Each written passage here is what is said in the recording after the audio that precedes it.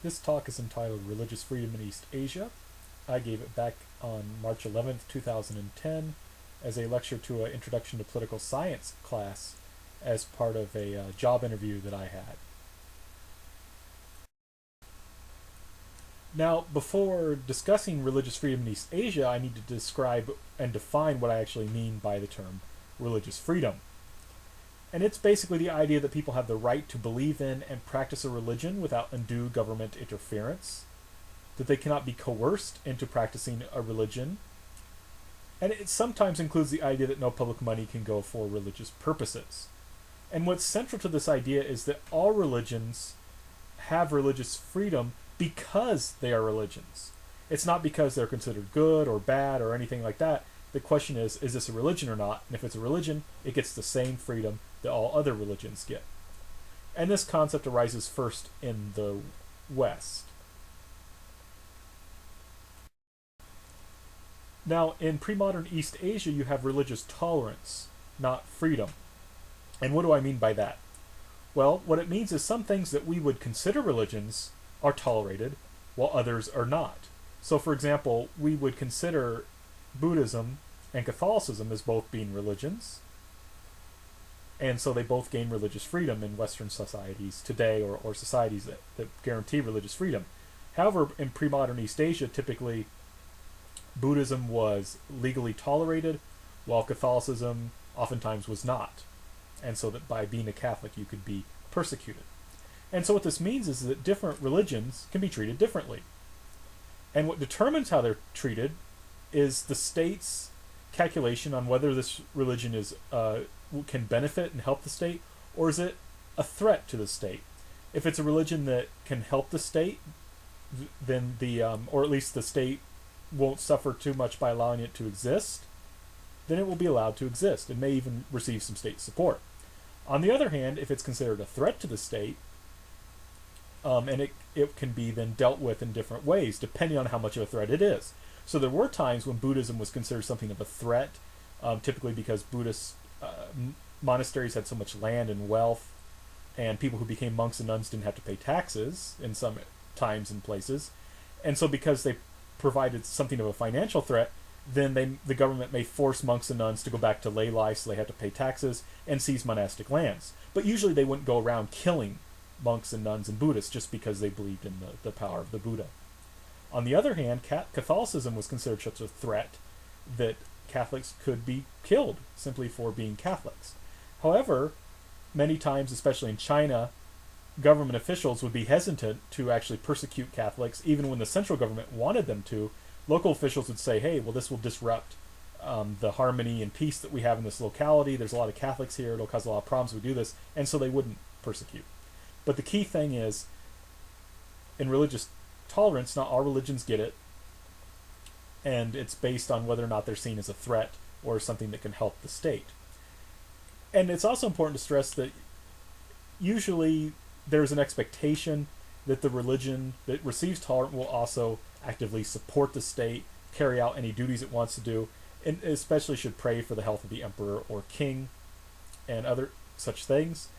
And it's also understood that it may have to change doctrines in order to accord with the state, so that the state government can say, okay, we don't like this doctrine, you need to change it. And that's considered perfectly acceptable. And usually religion will change the doctrine in order to maintain tolerance. So how does the concept of religious freedom come to East Asia? And for the most part, it comes in the form of 19th century Western imperialism. In particular, what's going on is you have these Western empires, and most of them identify as Christian. You have Christian communities in China, Japan, and Korea, many of whom are suffering varying levels of persecution. And these people often will ask for help from the powerful Western empires. And the Westerners then, using the language of religious freedom, would demand protection for these Christians. And in order to get it, they often relied on pressure, diplomatic pressure, threats of force, and even force at times. And so under this pressure, various Japan, China, and Korea, various East Asian countries adopted legal protections for religious freedom. not always voluntarily. Now, it was China among the three East Asian countries that suffered the most pressure and even the use of violent force in order to bring some kind of notion and actual protection for religious freedom. And in a large part, what would happen is that a group of Chinese that were against Christianity or wanted to stop its spread, or had been in some kind of conflict with the Christians, would either kill some Chinese Christians or foreign missionaries, or destroy churches or homes. And oftentimes, then the foreign powers would use these incidents as a pretext to expand their own influence in China. And this was often rather transparent. And so this led to a kind of distrust of the notion of religious freedom in China, because it was used so often as a pretext for the expansion of power. Now, in the 20s and 30s, the Chinese were engaged in a very vicious civil war between the nationalists and the communists, and in 1949 this ended in a communist victory. And in 1954, a new constitution for the People's Republic of China was promulgated, which gave freedom of religion. However, it was understood not as an unalienable right, something that the state merely protects that doesn't come from the state, but is a right given by the state. It's a gift from the state, and therefore can be taken away if you do not use it properly. Moreover, the definition of religion that is used is very limited. Basically only protects religious belief, not the actions that religion leads you to engage in. So it's very, very narrow in its understanding of religious freedom. And moreover, there's even limits within that. For example, if a religion can lead to public disorder, which it's the state that gets to decide what that is, it can also be limited or restricted. So there's some religious freedom in this constitution given, but even in its official terms, it's very narrow. Now, from 1949 to 1966, the government basically followed a policy of controlling religion.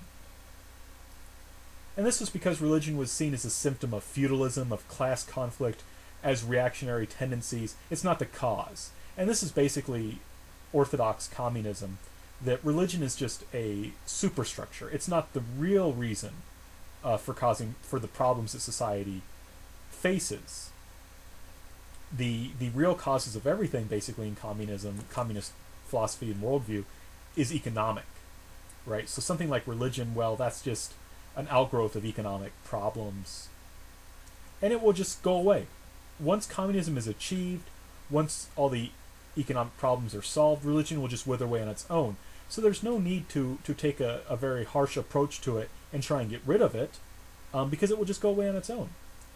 And there's an idea, this poster here, I like, it's an idea of what will happen when communism is achieved, essentially. You can see there's this happy family, well-fed, well-clothed, in a nice house. I do want to point out that there's 3 children. This is at a time when there was an encouragement to have many children, that they would be a source of wealth and power for the country. But there was frustration because by 1966 this wasn't being achieved, right?